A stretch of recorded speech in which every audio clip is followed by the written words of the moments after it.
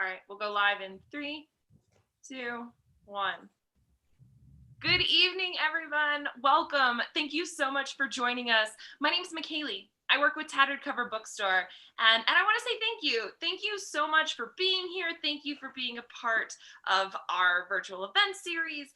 We would not be here as a bookstore over the past year or the past 50 years without you. You have been our saving grace during this time and over the last half a century, because it is Tattered Cover's 50th anniversary this year in 2021, which is a miraculous feat for a bookstore. And we have you, our community, to thank for that. And also, before I go any further, I want to let you know that closed captioning is enabled for those who might want it or need it. There is a black bar at the bottom of the screen with a button labeled CC on it. If you click that button, closed captioning is enabled should you want it or need it. And then for those of you who might be joining us outside of the Denver metro area, Tattered Cover is a local independent bookstore in Colorado that has 4 locations, soon to be 5. We have our children's location opening up in Aurora, in the Stanley Marketplace, for those of you who know the area, and we're very excited for that. And our Westminster store is opening up later this summer. Lots of expansion. And the way to keep up with that is by signing up for our email newsletter on our website or following us on social media. Also on our website is all of your bookish needs. You can shop online at tatteredcover.com if you're not local, or you just don't want to leave the comfort of your home, or you want to shop in your pajamas. Completely understandable. Our stores currently are open, and you can come and shop in person with us too.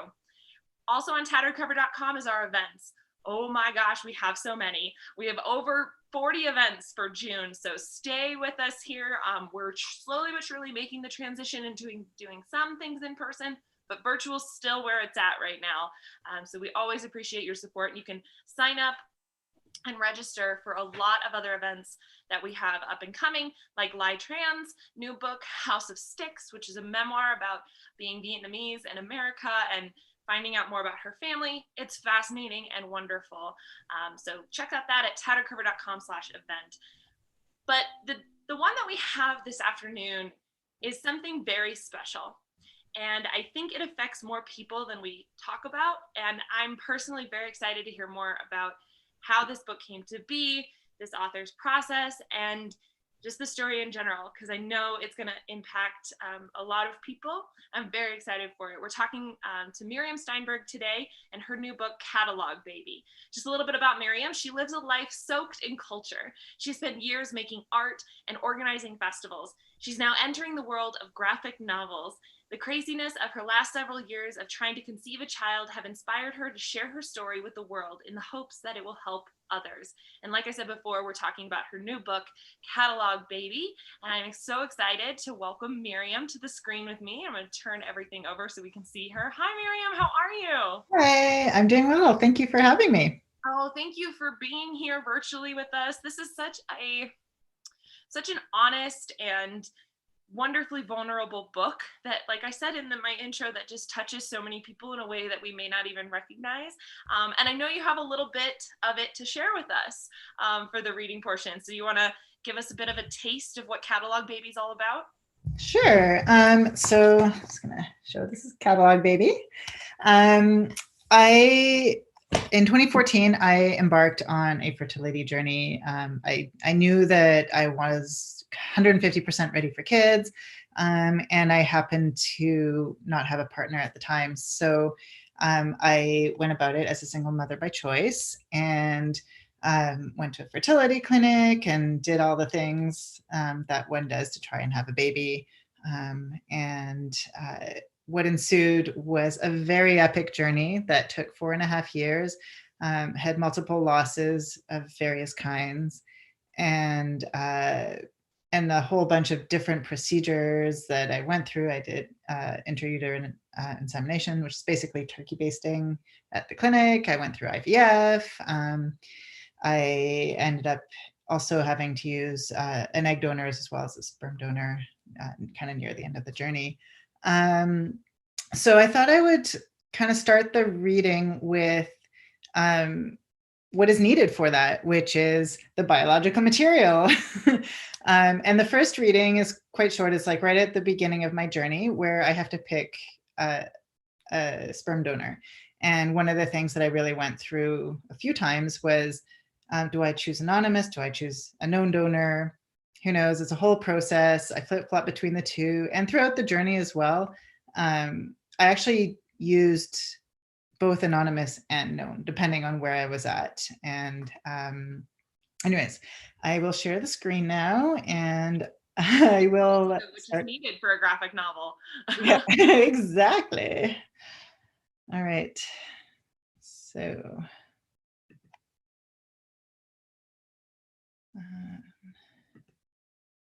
all right, so the search for biological material, the sperm. So this is right at the beginning of my journey. Picking an anonymous donor from a sperm bank was difficult. It felt incredibly shallow to make my choice based solely on looks and medical history. But after all, the fate of my child and that of countless future generations hung in the balance. This kind of decision-making took a multi-pronged approach. Sherbert, leave him alone. Step 1. I whittled the list of donors from 287 down to a more manageable number. Step 2. I made some spreadsheets. Step 3. I recruited my friends' help. This is way too much fun. This guy's really handsome, no? Ooh, I wouldn't kick him out of my petri dish. Hell yeah, I'd get into those genes. Step 4. Complicated calculations. Step 5. The hardest step. Eeny, meeny, miny, mo. Finally, I had a winner. Okay, Mr. 267932, let's make me a super baby.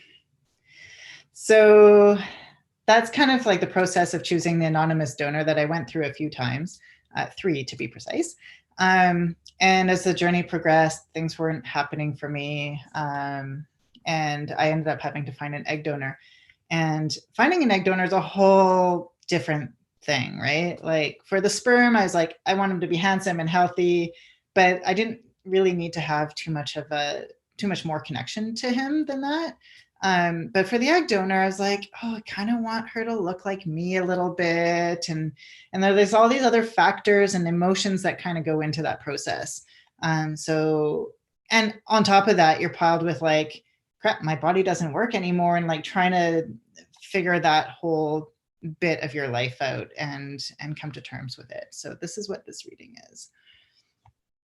It all seems so unjust. Oh, and just another thing too. This scene begins after I have lost I've miscarried the one and only viable embryo I had after 3 IVF cycles.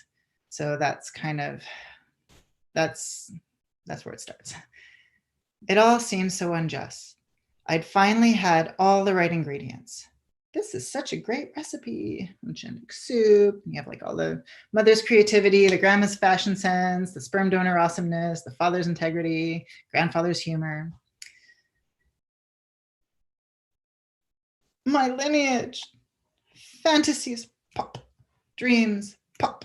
Hopes pop. My biological competence. Everything was for nothing. 2 main things unsettled me about using donor eggs. The first was the fear that genetic biology was a determining factor in bonding with the child. Aw, you have the same eyes. Which was ironic given the personal conclusion I'd come to about the spirit and the physical self being entirely separate. I birthed you, but are we really connected? Hates reading, unrelated medical history, different face shape, like spiders. The second was the blow to my pride and sense of self-worth. I made you. You don't deserve this anymore. It was a process, but I got over it mostly. What helped was some fake it till you make it attitude, some counseling, and my introduction to epigenetics, which says that the environment influences the expression of genes without actually changing the physical DNA sequence. In other words, amongst other things, a baby can inherit traits whether or not they are biologically related. Don't believe that asshole. I am still woman. Added to this, the physical and emotional demands of the IVF cycles were taking too much of a toll on me.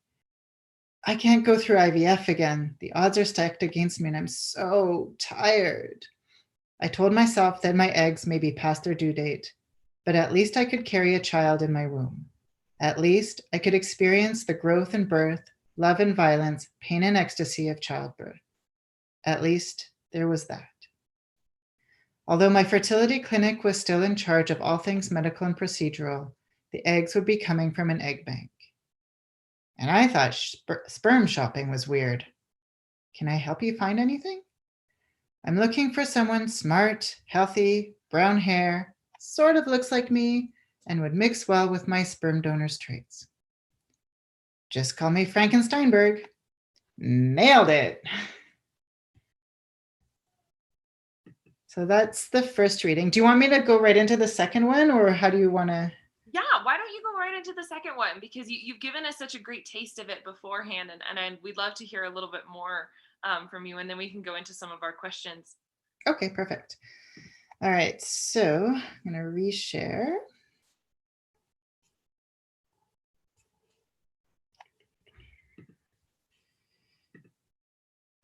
All right, so the second reading is about the realities of losing a baby. Throughout my journey, I had 3 miscarriages, and I also had one baby that after genetic testing, just because of my age, I decided to get the fetus tested. We discovered that the baby had a trisomy, genetic issues. So I was faced with a really, really, really epically difficult decision of, do I keep the baby or do I terminate? And it's not a topic that's talked about very often, and there's a lot of shame with it, and it was an extremely difficult chapter for me to write, both because of the pain that it brought up, but also like the fear of judgment from readers, and just like there's just so much packed into it. And a lot of the images that you'll see in this reading reflect a lot of the loneliness and the pain that goes along with it. But it's not just the one that, the pain that surrounds, the grief that surrounds this particular loss, but it's one that exists for whether you have a miscarriage, whether you have a chemical pregnancy, which is where the fetus tries to attach but doesn't succeed, or whether it was stillbirth, or like there's just so many possible negative outcomes. Anyways, here we go. I love you. Bless you, you are loved. Bless you, you are loved. Bless you, you are loved. Countdown from 100. This is Dr. Napper, the anesthesiologist. I'm going to adjust you. I know it's bright in here. Put your feet up here, please. You'll feel a cold sensation. Bless you, you are loved. Bless you, you are loved. And just like that, it was over.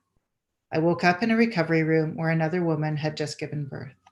Do you want to hold her? An hour later, they moved me to the general ward.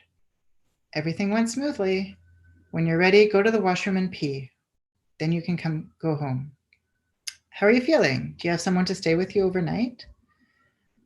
I'll take you home once you're dressed. We'll walk slowly. If you're hungry, you can eat a cracker now. This is all so mundane. Other than trying to recover, my days consisted of taking care of Sherbert round the clock.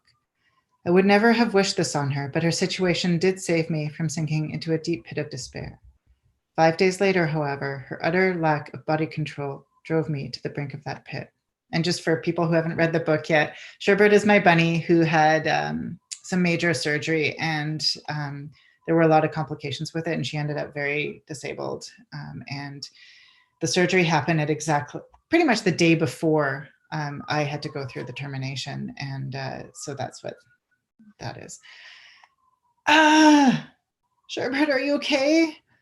What the hell just happened? Why did you flip out of my arms like that? Please be okay. Right on cue, my hormones had dropped. The intense emotional typhoon only exacerbated the terror and crushing response I'd felt at Sherbert's accident. Later that day, with Sherbert reswaddled and back in her box, I was absently scanning my social media. I happened on a photograph of an acquaintance who had just endured a stillbirth. The rawness and universality of her pain was shattering. I collapsed sobbing on the floor. The image planted the new realization that 9 months does not always equal a healthy live baby. Life is arbitrary and tenuous at best. My pain and her pain were so different and so similar. My pain was brought into sharp focus and then, just like that, obliterated by her pain. My pain morphed with hers and became more whole and more shattered at the same time. Her courage gave me courage. Her resilience became a beacon. Perhaps all the dragons of our lives are princesses who are only waiting to see us once beautiful and brave. Perhaps everything terrible is in its deepest being something helpless that wants help from us. So you must not be frightened if a sadness rises up before you larger than any you have.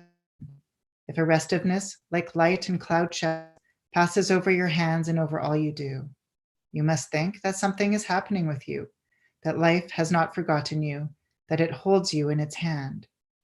It will not let you fall.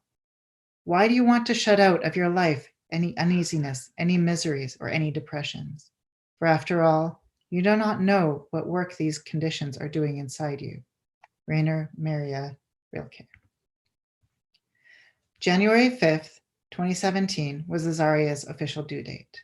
The decision that I had taken the previous summer hadn't affected my love for him, and I wanted to honor his brief physical presence in my life.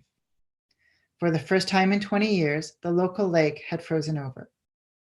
I can't believe it. It's as if someone has stamped out this labyrinth just for us. That's where we need to be. It's magical. It was East Van at its finest. The day before, I'd written Azaria a letter telling him how he'd always be a part of my life. That night, Lanny and I stood in the center of the labyrinth on the frozen lake, surrounded by joy, exuberance, and sparkling starlit snow. Dear Azaria, thank you for marking my life. I love you, I miss you. Say hi to Grandma, you will always be with me. I'm so grateful that Lanny was there. Her love, compassion, and wise words have been a precious, precious gift. It's beautiful, Myriam. Thank you for your candor. Thank you for the kindness and the vulnerability that you show in this book and showing it to us now. It is something that more women than we expect experience something like this. And so I want to ask about, really, I want to just take a moment and just say thank you. That's really just it, because that's a huge deal. And it feels a little odd to just start like poking and prodding and asking more questions. So just thank you for this book. Thank you. I want to start with, why did you feel so compelled to document it? It obviously, from the pain that we feel, even just hearing you read parts of it, what made you feel like, I need to document this? I need to share this with others? I mean, there were several reasons. The actual documenting. So when I first started on the journey, because I was doing it on my own, I was trying to figure out ways of creating intimacy around it and finding, I didn't have a partner with whom to share all the stuff, right? So I decided that the way I was going to do it was I was going to photograph and videotape as much as I possibly could. So Lanny, who's mentioned in the last reading, her and a few other, one of the main ones, photographed nations, egg retrievals, like you name it. And there's videotape of everything. And I didn't know what I was going to do with this footage per se. I thought, oh, this is just going to be for nostalgic uses, and I'm just going to, look back on it with fondness, and I can show my kids. It's going to be great. And then as the journey went on and things were just going south very quickly, and they just weren't getting any better, I was like, I feel like something needs to be done with this. And it's not just that there was a lot of grief with it, and a lot of things that I was never told that I wish I had been told about. It was the fact that I couldn't find proper resources that spoke to me about miscarriage and about infertility. It was the fact that there was also like all these really crazy, hilarious, what the heck just happened to me moments that also nobody tells you about. And it's just like, you just don't know what you're in for. And it's like, it was such a roller coaster of joy and grief and hope and despair. And it felt like a story that needed to be told, and a resource that needed to be created. So that's basically what compelled me to do it. No, that's amazing to hear, you know, and because some people just kind of go through it, but they don't think about documenting it. And so we are so blessed that you had that seed originally. Mm-hmm. I want to also ask you about a graphic novel in particular, because you said you started with photographs and video and stuff. What was that transformation like into a graphic novel, and how did you know that was the right way to tell this story? Okay, maybe I'll start with the how did I write a graphic novel bit? Yeah, do that first. Okay. Absolutely. Because that's another thing is some people are not familiar with what goes into making a graphic novel. And then maybe that'll help us go into the question of why a graphic novel. Totally. Okay, so I'm going to share the screen again. It was quite a process to go about this. And I had never actually really read many graphic novels. I think I'd read one in my life. So I was learning on the go, right? So these are a whole bunch of books that this is like a smidgen of the number of books. Great picks, though. Even in this photo, I'm like, yes, yes, yes, as a bookseller. Good job. Yeah. To kind of see like, how do I do this? And what are the methods that other writers and illustrators use to bring to life various stories. So I read like dozens and dozens and dozens of graphic novels, and all those post-it notes that you see, those are like, oh, that's a really cool way of showing. I really liked how she showed grief. Oh, I really liked this bit. And, oh, that's an interesting way of creating a panel. So then I'm a very visual person, and everybody had told me who was in the industry, it was like, you need to have a script. This is a script. You cannot have any image until you have a script. It doesn't work that way. And I'm like, yeah, no, I need to do both at the same time, right? And I can't draw very well. So I made these little stick figure drawings. And when I was had writer's block drawing it, then I would go to the script, and then vice versa. And I would go back and forth and create the whole book that way. And then I kind of went into InDesign and kind of looked at what would fit if I created the panels on the page size. So that helped me edit down a lot. And then I printed all the stick figure drawings that I did and put them sequentially on my wall in my office. And so I could go around and read every single one of them and see if there were redundancies, see if panels whether or not they advanced the story, and just kind of shuffle things around and just have like a big picture glance of it. And then I would send both the script and the stick figure drawings to the illustrator. And while I was doing that, he was kind of doing a lot of like figuring out, how does Myriam get drawn? The very top left, that's kind of some of the very initial drawings, which have nothing to do with what's actually in the book, but it was just really interesting to see how things developed. The one on the left here, when we first started doing the pencils, that's kind of how I looked. And then you see, as he drew more and more and more, the Myriam character evolved to what it is actually now in the book, which is the panel on the right. And he did like a turnaround to see, as he was drawing, to make sure that I looked the same, as close as possible.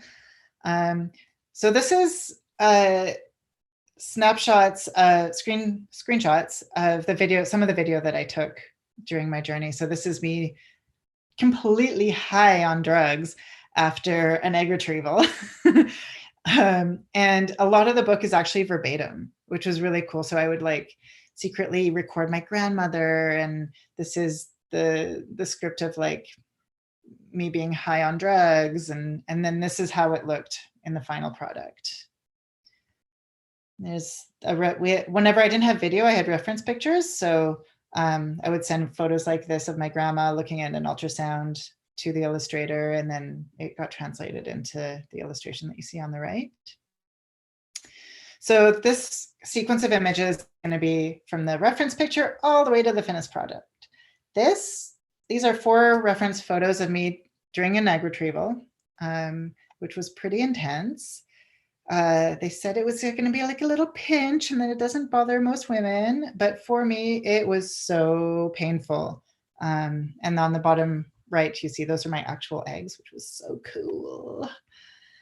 And then I would take those photographs and the story and do my little stick figure drawings, and then send those to the illustrator, and then he would translate the reference photos and the stick figures into really rough sketches. And this was 3 pages, which we edited down to 2 pages. And so from those sketches that he did, he went into cleaned up images, and then I went in afterwards and colored everything. That unicorn though. Right? Super cute. Yeah. So that's a bit of like the how I created the book. Why a graphic novel format? There were 3 main reasons. The first, it allowed me to really layer what was happening in real life, what was my inner monologue, and just like really layer emotion, the physicality of the experience, just like so many different levels of it. So here you see, this is biological clock, which kind of became my little inner voice. She was very nasty sometimes and full of bitterness and anger by the end of it. And she really allowed me to say things that me as Myriam probably should not be saying, and definitely should not be saying in real life. But when you go through infertility and loss, after a while, there's all these emotions that come up around with jealousy and anger and bitterness of like, why isn't this happening to me? I'm broken. And like you'll hear pregnancy stories from other people and you're like, damn it. But it's not about the other person. It's because fundamentally you're happy for them. It's because you yourself are it's just not happening. The dream that you really, really want to have happen, it's just not happening. So I was able to really translate that really well with graphic novel. Like I can't nod my head fast enough. Like I everything you're saying, and and I do not have children. I'm not planning on having children. That is not a calling in my life, but it's something I see a lot of women that I am very close with, that is a desire of theirs. And yet it's each person's journey. And I've been with a lot of my friends throughout their journeys. And so your comments about your inner monologue are so relatable, even to me, I'm not going to go on this journey, but as a woman and the way we criticize ourselves and compare, it's so relatable on multiple levels. And so I appreciate you pointing that out as an aspect of the graphic novel, because that's something I found in it. I was like, oh yeah, no, I know this voice. Yeah. So the other thing that I got to do with imagery that you can't really do with words is that I got to have really a lot of fun with cartoonifying my biological material and the tools that are necessary. So this is a scene of my eggs being fertilized by sperm, and they're having a little bit of a party, and I got to kind of show the emotion of the egg being like, oh, there's 3 that died, I'm so sad. But also then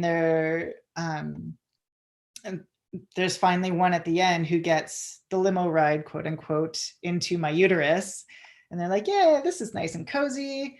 So it was just really fun to kind of add that other layer and another intimacy to like the things that are happening inside of me that nobody can see, that I can't see, but I know were, like, how would this egg speak if it was a thing that could speak? So yeah, giving things personalities was really fun. And then of course, there's no running away from the truth and the intensity of the emotion and the physicality of the experience. And I found just using words, often there just aren't the words to describe how visceral it is and how deep the emotion and the physicality runs. And I found it much better to translate it into imagery. Because often also when you're reading words, you have like a film going in your head that is your own film. And it's informed by what you're reading, but it's also very much informed by your own experience. And when you're looking at an image, you don't have that film anymore, or you have very little of it. And so you're forced into the other person's experience in a much deeper way. So this image here is me going through my very first miscarriage. And yeah, it was really, really tough. Very quickly, we did get a request if you could go back to the graphic novel page. How do you write a graphic novel? It had the books on it. Some people were like, "Oh no, we want to see all the books again," really quick. So if you don't mind, we can keep that for a hot second. So there's that. We can answer that request. We can accommodate that for sure. Yeah. I see that some of them have like more sticky notes than the others. Do you have like, maybe if someone was going to pick 3 to read on here, can you pick any of the 3 maybe? For sure. And just as an added note, Heartstopper and Grass I read just recently, so they're part of my research, but things like Here, The Facts of Life, Good Riddance, those were all part of my research. I loved Grass. I loved Heartstopper. Here was really interesting. Something New was fun. Yeah. The Inflatable Woman I loved as well. I don't know. The thing is like a lot of with graphic novels, what I find is if you're going through something, reading a graphic novel about it might mean more to you. Like, for example, somebody going through cancer and reading the Inflatable Woman might be more interesting and touching to you than reading Good Riddance, which is about divorce. Yes. Right. So it's hard for me to say, like, now that I have like a few years, it's all behind me a few years, in terms of like what my preference of quality of book without looking at the actual topic, I would say Grass, Inflatable Woman, and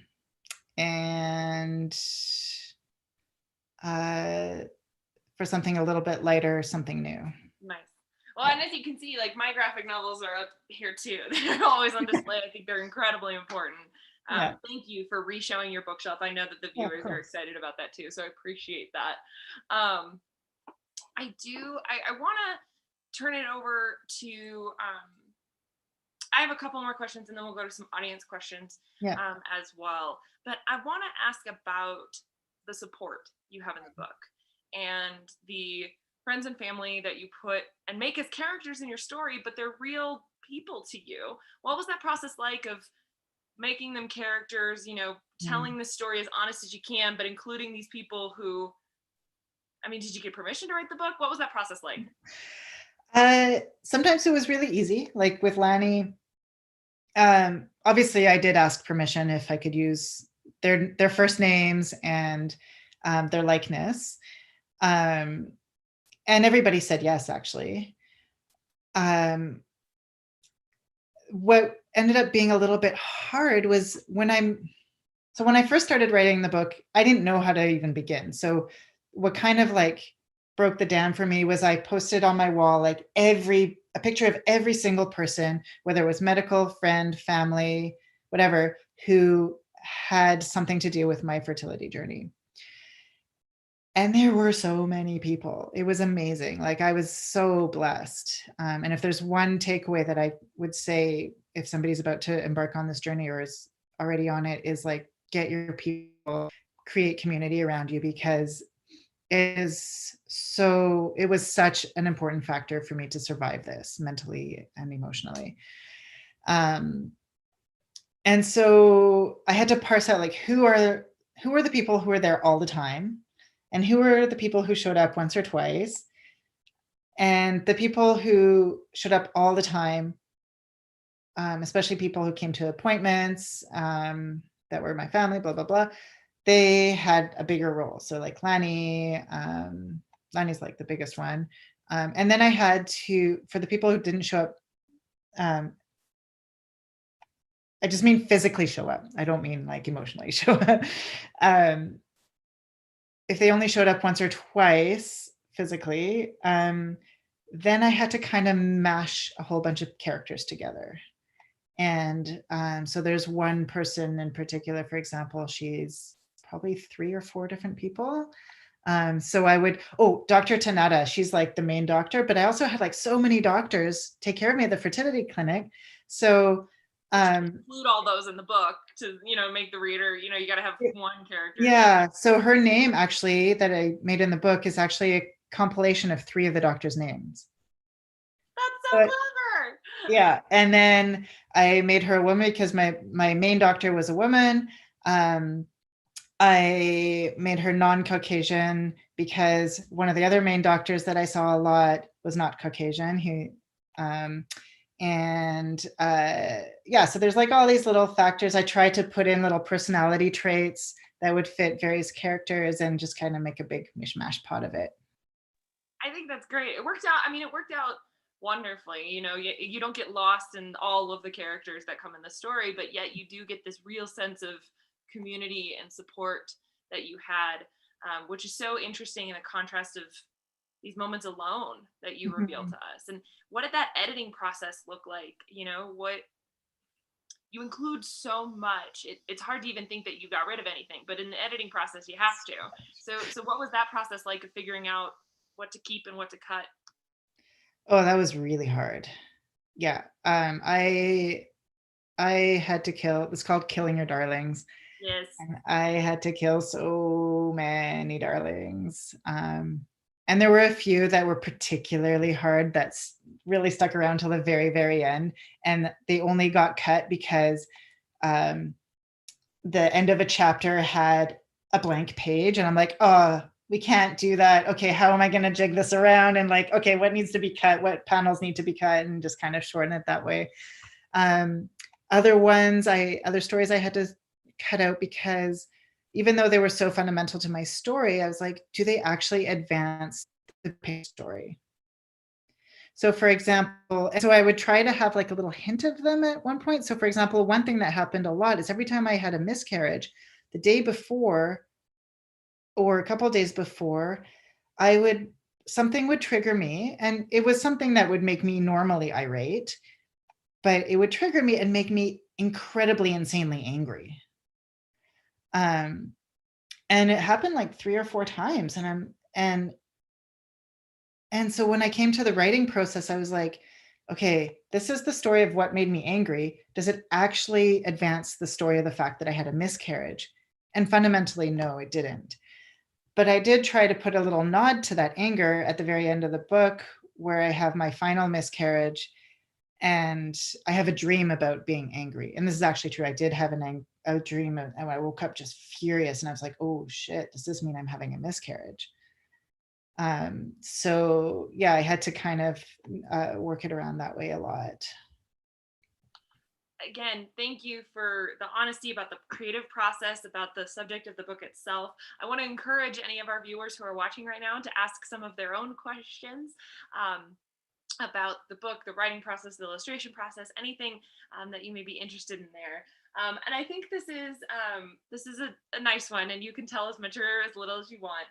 But how did the process end for you? And are you still on this journey now? So I am no longer on the journey. I finally have my rainbow babies. I ended up getting pregnant with twins, boy and a girl. They are 2.5 now, so they are my heart and my soul. It's interesting. Part of me is like, has this constant reaction when I say stuff like that, because I feel like there's still a part of me that has survivor's guilt. And it's so strange for me to admit it. But it's like, because I have my dream, I have my kids, I have what I worked for so hard, but I just know how there's so many other people out there who are trying and who are trying and trying and trying and who are where I was. And there are so few guarantees. And so all I can say to all those people is just like, I am crossing all my everythings for you and just hoping that it works out. I'm also working on the sequel. That was one of my questions, was going to be There you go. next. Yeah. I'm working on a sequel called Stick, Stay, Grow. Yeah, and it's about the conception, pregnancy, birth of the twins, because it was a very, very challenging pregnancy and a very challenging. We were in the NICU for a couple months after they were born. They were premature. And also, I might, if there's still time in the book, I'm going to touch a little bit on being a single mom by choice of twins, alone at home with twins. Well, that leads actually to another great question of, if you can talk more on the impetus of what made you decide to be a single mom by choice. How did that come about, and how did you find the courage to tell other people? So in my early 30s, I knew, I kind of discovered that I 150% wanted kids, but my career kind of took over and I forgot to do the things that are necessary. And so all of a sudden I'm 39, I'm like, oh no, I want kids. What am I going to do now?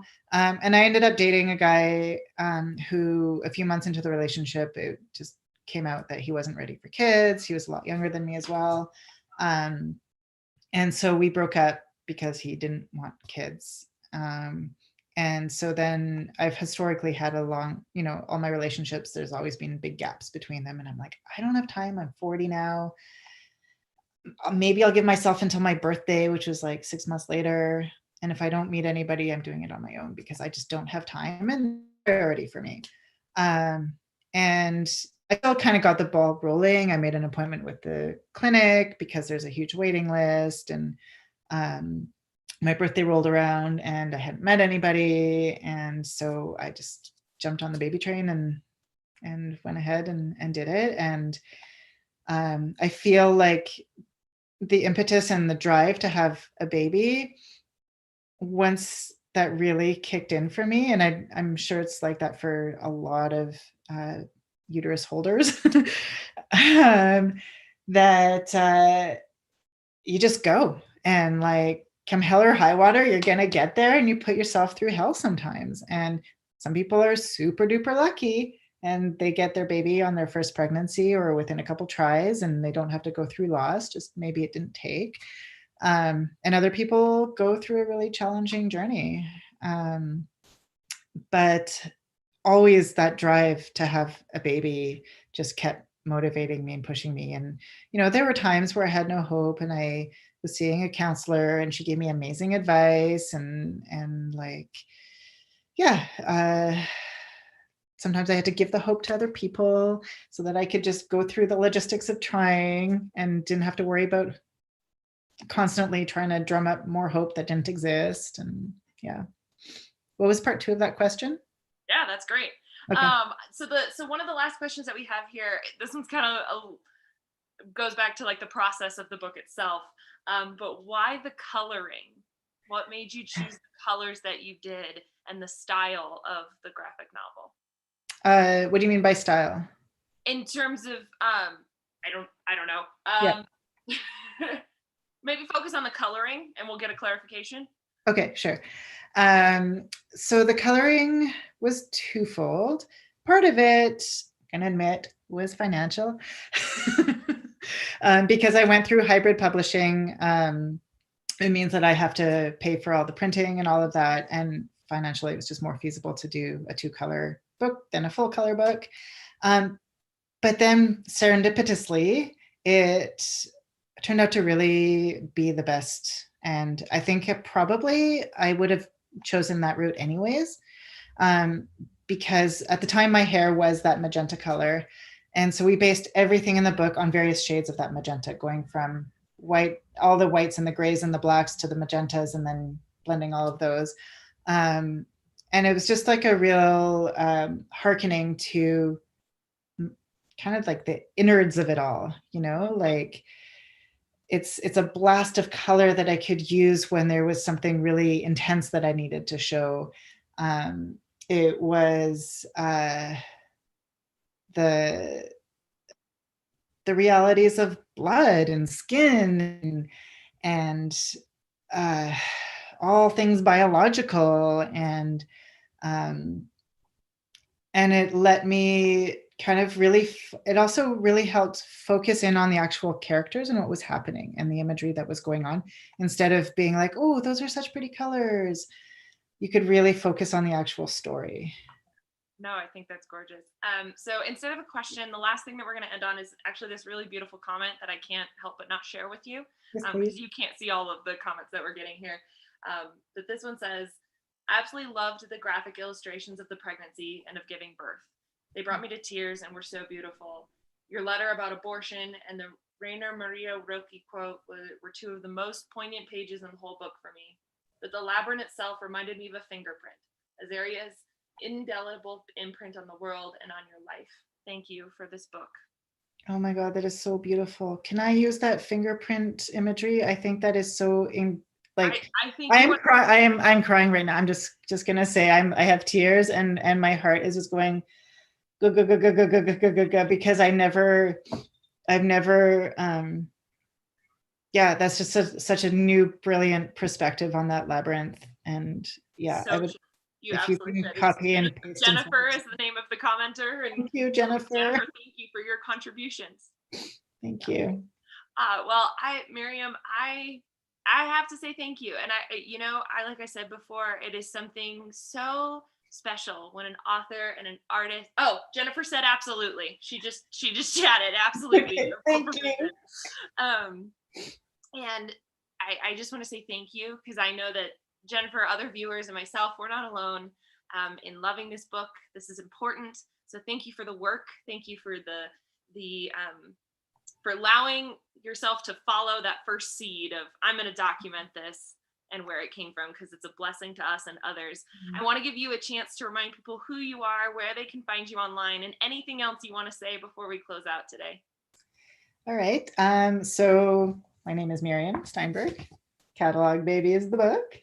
The two best places to find me online are my website.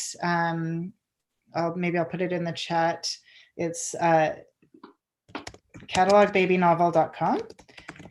And my Instagram is, I'm doing really strange things here. That's okay. There we go. And my Instagram is at catalogue_baby. There you go.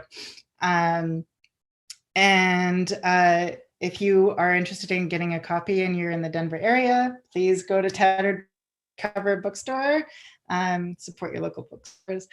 Yeah, I think it's really amazing and wonderful that bookstores like yours are supporting graphic novels and subjects like pregnancy loss and infertility. I think it's so important to kind of get the word out there, and really, like a part of the book talks about like what are things that are triggering to say to somebody going through such a journey, and what are really helpful things. So it's not just for people going through infertility and miscarriage, it's also for their support networks, it's for the medical staff and all the people surrounding, to kind of really understand things that we should have learned in high school. Darn right. Darn right. And again, as I mentioned earlier, it helped me. I know it will help others. And that's why we're so honored to carry it at Tattered Cover. You can get it online at our website at tatteredcover.com or at any one of our locations. And I know for sure, because I was the one who put them on the shelves, so they are there. So you can get your copies. And we thank you so much for supporting local bookstores. I know that it's the afternoon for where we are right now. Maybe this evening, think about ordering from a local mom and pop restaurant or something. Supporting your local community and keeping your money in your community is hugely important. We would not be here without you. Myriam, if you'll stick around while I close this out here.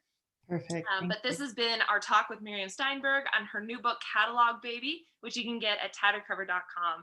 Stay safe, everybody, and happy reading. Thank you. Bye. Thank you for attending.